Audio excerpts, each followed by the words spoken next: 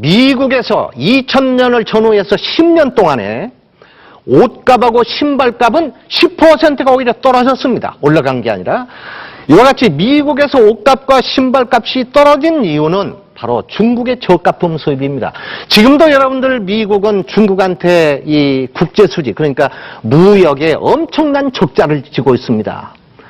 그러니까 어떻게 보면 미국이 이 적자를 없애야 되겠는데, 적자를 없애려면 미국으로부터 수입을 줄이면 됩니다. 그러나 수입을 줄이지 못하는 이유는 미국 국민들이 중국의 저가 제품을 써서 생활 수준을 높이고 있고 물가 안정을 유지하고 있는데, 거기서 수입을 끊어버리면 또는 줄이면 물가가 오르고 국민 생활이 나빠지고, 그래서 미국이 줄이지 못하고 있는 것입니다.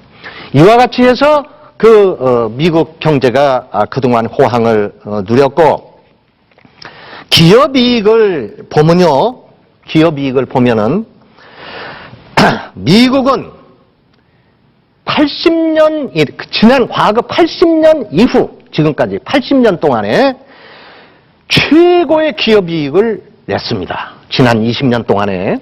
그리고 유럽과 일본은 지난 30년 내 최고의 기업이익을 냈습니다.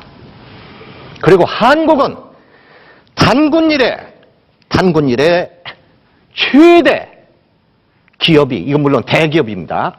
대기업 이익을 냈습니다. 여러분들 현대그룹이 20조의 가량 이익을 내고 삼성그룹이 20조의 이익을 내는 게 이 과거 같으면 상상을 못합니다. 이것이 모두 다 신자유주의와 그 중국 경제의 부상으로 인한 그 덕을 봐서 이렇게 되었던 것입니다.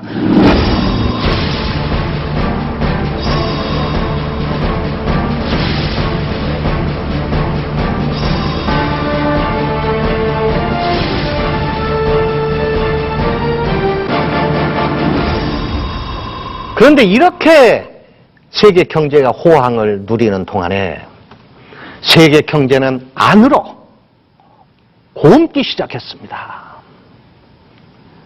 병이 들기 시작했어요. 다시 말하면 자산에 거품이 끼기 시작한 것입니다. 이 거품이 왜 생기느냐?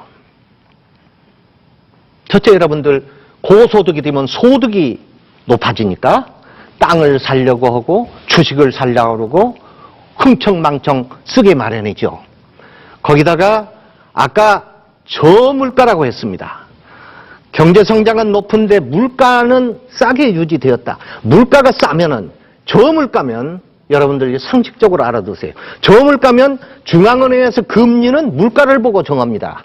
근데 물가가 싸면 금리도 내립니다. 우리나라 한국은행에서 인플레가 되면 금리를 올리고 물가가 안정되면 금리를 내립니다. 이거는 세계적으로 이 물가가 안정되다 보니까 모든 나라가, 한국을 포함해서 모든 나라가 금리를 내렸습니다. 금리를 2%, 0%, 심지어 일본은 0까지 내리고 모두 금리를 내렸습니다. 금리를 내리면 어떻게 됩니까? 은행에서 대출을 더 받으려고 해요? 안 받으려고 해요? 더 받으려고 하겠죠? 은행에서 이자가 싸니까 되도록 더 많이 받아서 집을 살려고 할 거 아닙니까? 아시겠습니까? 그래서 미국은 금리가 높아지면 주택 경기가 떨어지고, 금리가 떨어지면 주택 경기가 올라가고, 이런 관계가 되는 것입니다. 그래서 이와 같이 저물가로 인해서 저금리가 되니까 시중에 돈이 많이 풀리고 결국은 주택 자금을 받아가지고 집을 사가지고 주택 경기가 폭발적으로 일어나서 자산 거품이 나타나기 시작하고 주가가 폭등하고 자원 가격이란 석유값, 구리값, 철값, 알미늄값, 이런 것들이 모두 폭등하게 되는 것입니다. 이것이 이른바 자산 거품입니다.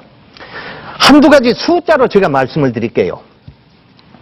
집값이 어느 정도 폭등을 했냐면 7년 동안 집값 상승률이 영국하고 스페인, 호주는 150%가 뛰었습니다. 주식 가격은요, 12년 동안에 미국의 다우존스 주가지수가 5,000에서 14,200으로 3배가 올랐습니다. 기름값이 바렐당 $70 하던 것이 $150로